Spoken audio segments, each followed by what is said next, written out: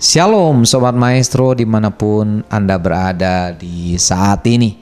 Di dalam Mazmur 90 ayat 10, Mazmur 90 ayat 10 saya bacakan, masa hidup kami 70 tahun dan jika kami kuat 80 tahun, dan kebanggaannya adalah kesukaran dan penderitaan, sebab berlalunya buru-buru dan kami melayang lenyap.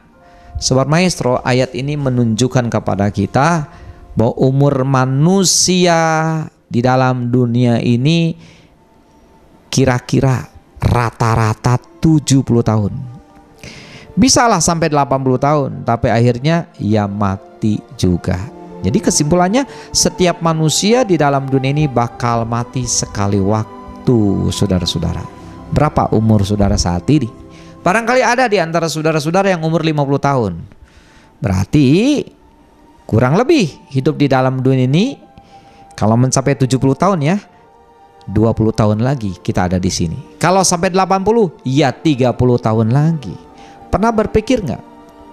Kira-kira di 20 tahun atau 30 tahun ke depan, apa yang harus kita lakukan? Pernah merenungkan itu? Apa tidak saudara-saudara? Mungkin ada di antara saudara yang saat ini berumur 30 tahun. Berarti masa hidup di dunia masih ada 40 tahun. Kalau mencapai 70 atau 50 tahun, kalau mencapai umur 80 tahun. Pernah berpikir nggak? 40 tahun atau 50 tahun ke depan kita nih mau ngapain? Apa yang harus kita kerjakan? Pernah berpikir itu apa tidak Bapak Ibu? Dan barangkali juga ada di antara saudara-saudara sekarang umurnya sudah 60 tahun ya. Jadi kurang lebih 10 tahun lagi lah atau 20 tahun lagi saja kita hidup dalam dunia ini. Mau ngapain kita? Dalam usia atau dalam 10 tahun atau 20 tahun ke depan. Barangkali ada di antara Sobat Maestro yang umurnya sekarang sudah 70 tahun, bahkan mendekati 80 tahun. Berarti saudara-saudara, bagaimana? Barangkali saat-saat kita tidak lama lagi. Tentu saya tidak mendoakan saudara cepat pergi dari dunia ini, tapi Alkitab memang mengatakan seperti itu. Jadi ada kemungkinan umur kita tidak lama lagi dalam dunia ini. Barangkali ada di antara saudara sudah lebih dari 80 tahun. Itu namanya bonus. Kira-kira apa yang harus kita kerjakan di dalam dunia ini? Ya, sambil menanti saatnya Tuhan memanggil kita. Nah saudara, saat ini saya ingin mengajak saudara, mari lakukan sesuatu sebelum Tuhan memanggil kita. Apa saja sesuatu itu? Saya mencatat ada 7 poin yang harus kita lakukan. Mungkin sudah menemukan lebih, tapi saya tulis 7 saja. Yang pertama saudara-saudara, di dalam Roma pasal 10 ayat 9 dan 10 dikatakan di sana bahwa kita harus percaya dengan hati dan mengaku dengan mulut Yesus adalah Tuhan.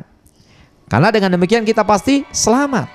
Jadi artinya saudara, setelah kematian tiba, maka saudara, Tuhan akan bagaimana? Menempatkan kita di tempat yang baru, yaitu surga yang mulia. Jika selama dalam dunia ini kita percaya dengan hati kepada Yesus Kristus dan mengaku dengan mulut Yesus adalah Tuhan.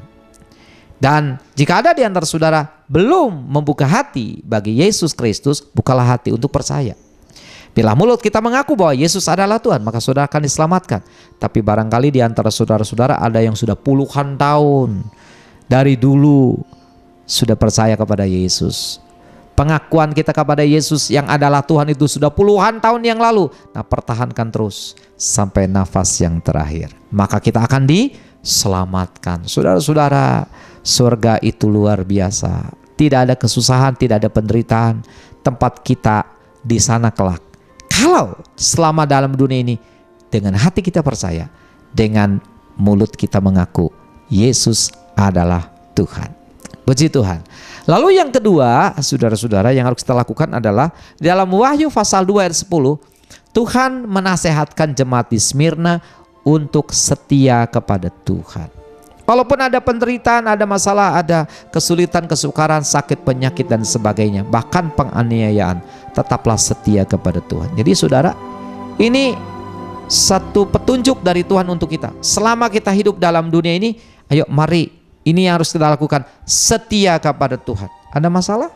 Pasti. Ada sakit penyakit? Mungkin. Ada penderitaan? Ya. Mungkin ada kerugian dalam bisnis? Bisa saja terjadi. Tapi saudara, kuncinya adalah setia kepada Tuhan. Nanti Tuhan yang akan bereskan semuanya. Mari kita setia kepada Tuhan. Ini salahnya kita saudara. Waktu menderita kita tidak setia kepada Tuhan. Mau jadi apa kita ini? Ya. Waktu kita sakit kita tidak setia kepada Tuhan. Bagaimana? Bapak Ibu Saudara, kita harus setia kepada Tuhan dalam segala situasi kondisi. Baik senang, susah, sehat, sakit, siang, malam, untung, rugi, kondisinya baik, tidak baik, cuaca bagus, tidak bagus, tetap setia kepadanya. Setia apa? Setia beribadah, setia melakukan kebenaran, setia hidup di dalam kekudusan, setia kepada pasangan hidup kita, setia melakukan apa yang benar, setia berdoa, setia membaca firman Tuhan, setia melayani, dan setia di dalam melakukan kehendaknya sampai nafas yang terakhir. Oke saudara, untuk hari ini 2 poin saja. Nanti minggu depan saya akan lanjutkan sampai poin yang ke-7. Mari kita masuk di dalam doa. Bapa di surga, terima kasih untuk firman Tuhan yang sudah datang bagi kami, yang menasihatkan kami, sehingga kami tahu apa yang harus kami lakukan selama kami hidup di dalam dunia ini menjelang kematian kami. Bapa di surga, terpujilah nama Tuhan. Kami terima Tuhan firman-Mu ini dengan sukacita, dan tolonglah kami untuk kami dapat melakukannya. Dalam nama Yesus Kristus kami telah berdoa. Haleluya. Amin. Baik saudara-saudara, Sobat Maestro, sampai di sini perjumpaan kita. Kita jumpa lagi di lain waktu. Tuhan memberkati. Shalom.